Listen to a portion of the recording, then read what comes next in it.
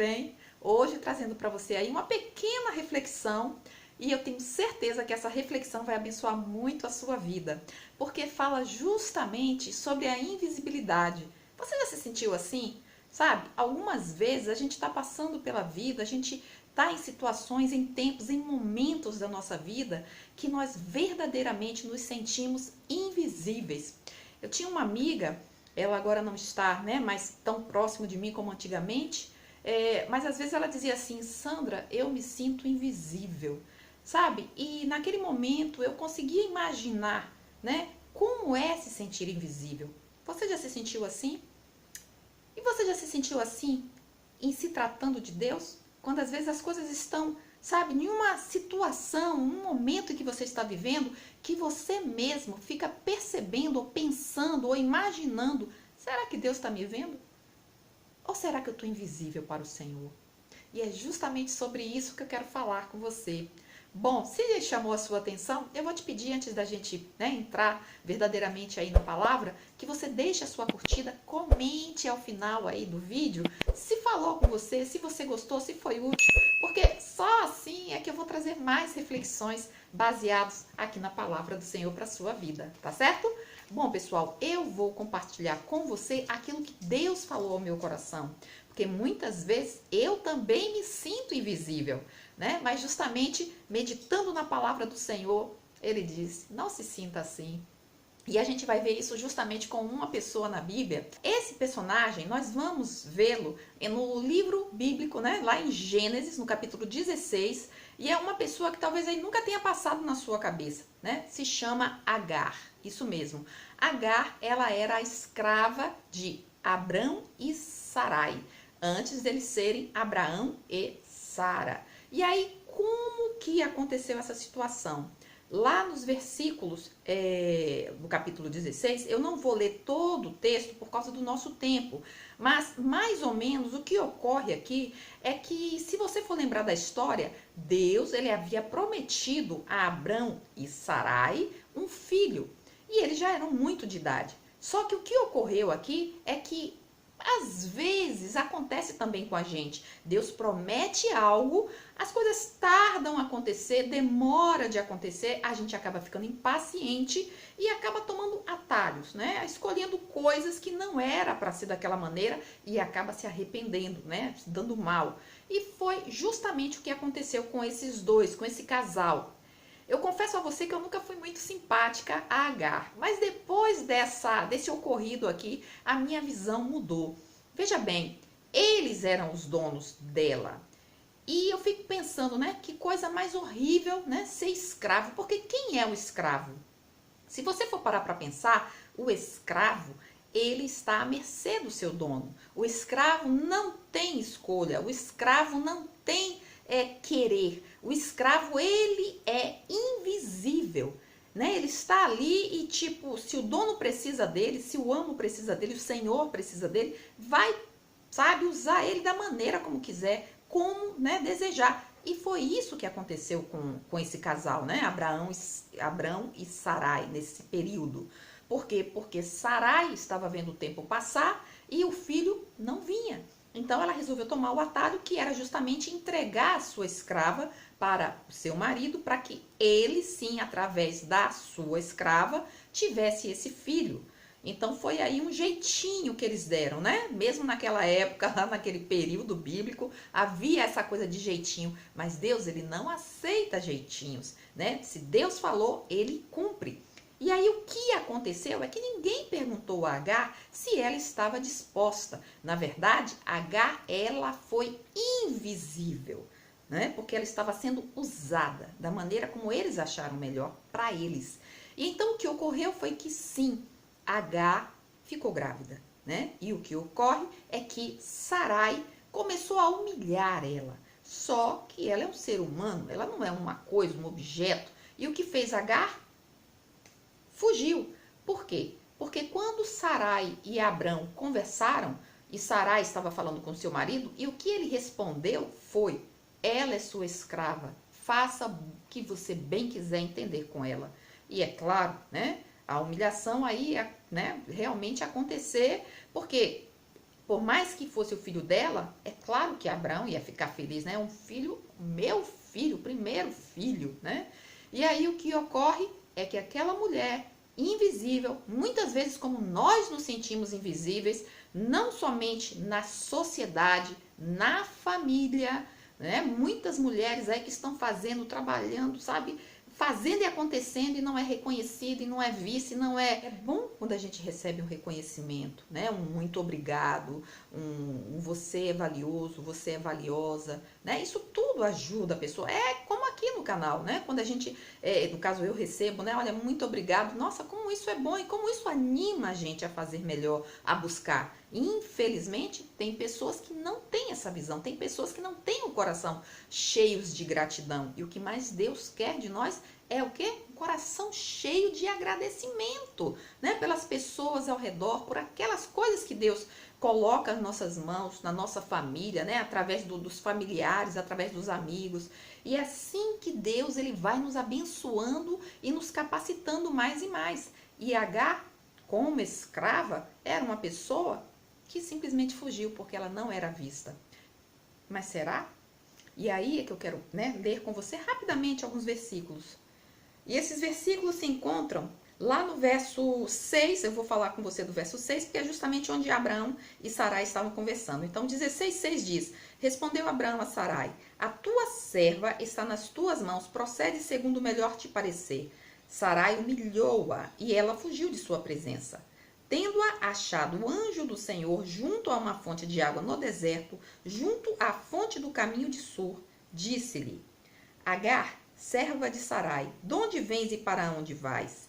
E ela respondeu: Fujo da presença de Sarai, minha senhora. Então lhe disse o anjo do Senhor: Volta para tua senhora e humilha-te sob suas mãos.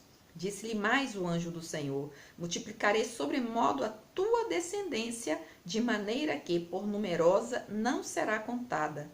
Disse-lhe ainda o anjo do Senhor: Concebeste e darás à luz um filho, a quem chamarás Ismael, porque o Senhor te acudiu na tua aflição.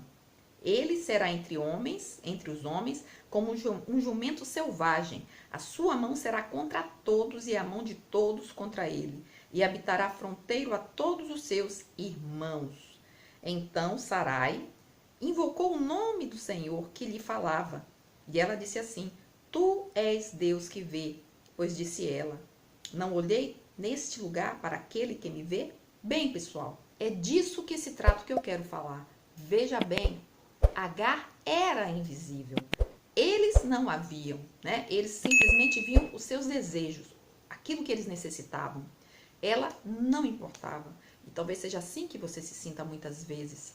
Mas acontece que por mais que a gente se sinta invisível aos olhos dos outros, aos olhos daquilo que nos sucede, daquilo que nós estamos vivendo, creia, você não é invisível aos olhos de Deus.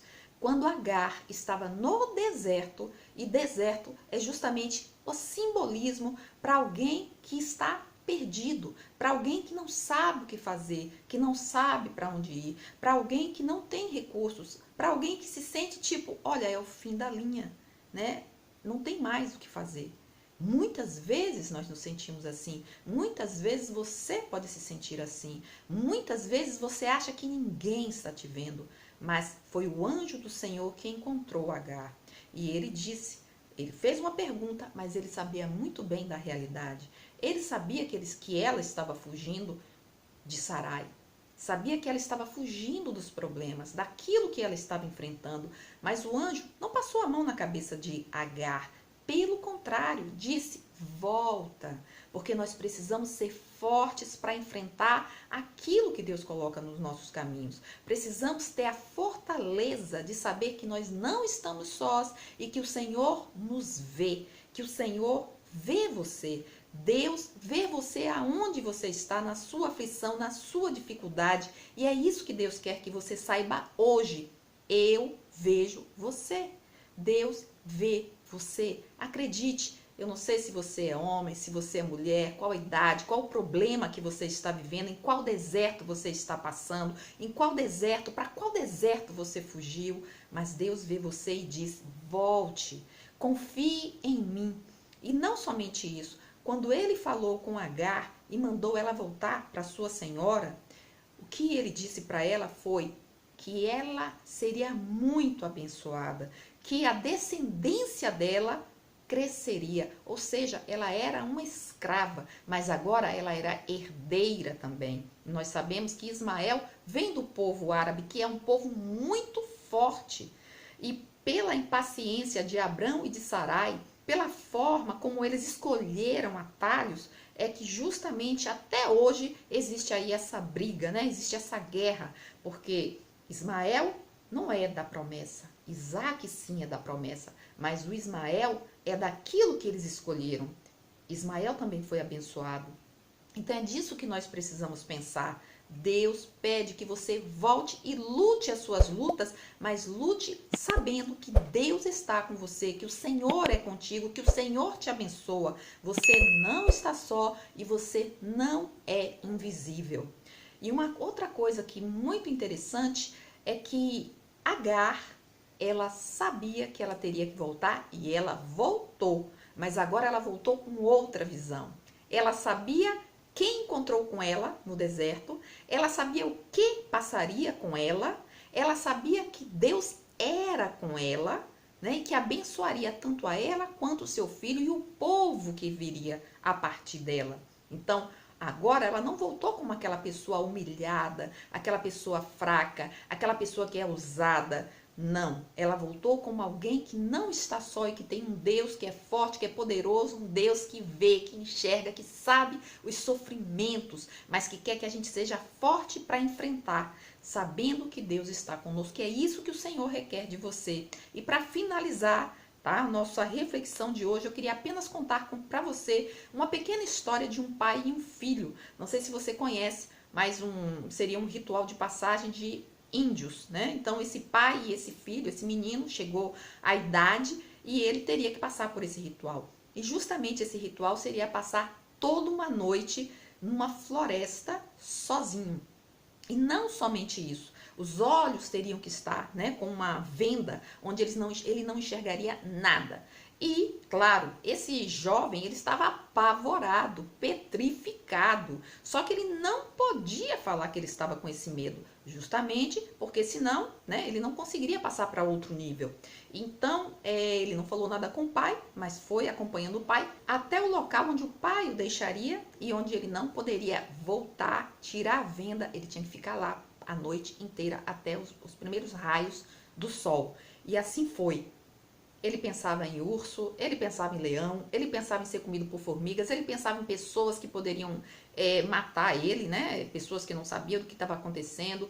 Ele pensava no frio, na fome, enfim. Quando nós estamos com medo, todos os tipos de pensamentos, sabe, que deixa a gente mais petrificado, mais apavorado, vem à nossa cabeça. E eu sei que você sabe disso, eu sei que é assim, né? Porque todos nós enfrentamos medos e a gente só pensa no pior. E esse jovem estava dessa maneira. Só que ele não desistiu.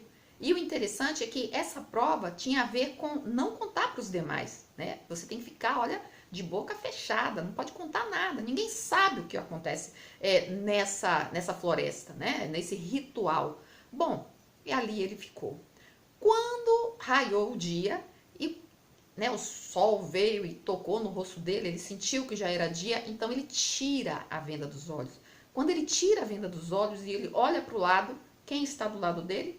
O pai dele, né? O pai dele estava próximo a ele e justamente disse para ele, olha, eu passei toda a noite aqui, porque justamente cuidando de você, para que todos os seus medos não se tornassem realidade, com o urso, com o leão, com outras tribos que poderia te atacar, com alguma formiga, enfim, né? Aquele jovem de olhos fechados, vendados, com medo, não tinha ideia de que o pai estava todo o tempo cuidando dele. E assim é Deus com você, porque nós também somos aqui, né, onde nós estamos, onde Deus nos colocou. Muitas vezes, simbolicamente, temos uma venda nos nossos olhos, porque nós não enxergamos Deus, mas ele está aí com você.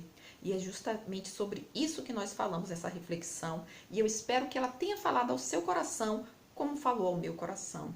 Então, Nós estamos começando, né, um novo ano. Que Deus possa abençoar grandemente você, que Deus possa abençoar grandemente a sua família e que você não se esqueça que toda luta, toda dificuldade, todo temor que você possa estar enfrentando, vivenciando, não sei, né? Mas que Deus fale profundamente, que Deus abençoe, que Deus cuide de você, que você tenha essa fé guardada no seu coração. Deus me vê. Eu não sou invisível. Por mais difícil que seja a situação, eu não sou invisível, porque o meu Deus cuida de mim. Os anjos do Senhor acampam ao redor daqueles que o amam e os livra. Amém? Que Deus possa ter falado poderosamente ao seu coração. Não esquece, deixa a sua curtida, deixa aqui abaixo nos comentários se foi bom para você, se falou ao seu coração, se você precisava ouvir essa palavra. Amém? Então, pessoal, é isso. Um grande abraço. Deus abençoe você e até o próximo vídeo. Tchau!